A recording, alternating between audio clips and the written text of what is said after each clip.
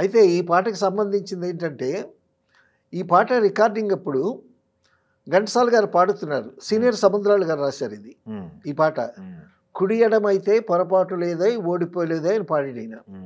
యాక్చువల్గా అది రాసింది కూడి ఎడమైతే పొరపాటు లేదో అని సముద్రాలు గారు రాశారు. కూడి ఎడమైతే అంటే హీరో హీరోయిన్లు వాళ్ళిద్దరూ కూడి విడిపోయారు కదా, అలాగైనా పర్వాలేదు, అది ఓటమి కాదు అనే ఉద్దేశంతో అది కూడి ఎడమైతే పొరపాటు లేదో ఓడిపోలేదో అని.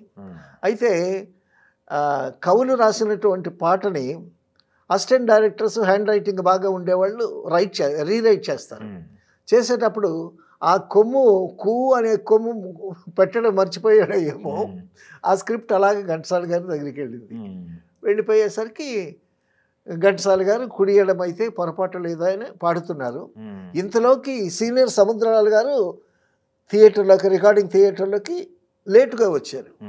లేటుగా వచ్చేసరికి ఆయన ఘంటసాల గారు పాడేస్తున్నారు కుడి ఎడమైతే పొరపాటు లేదో ఓడిపోలేదో అని.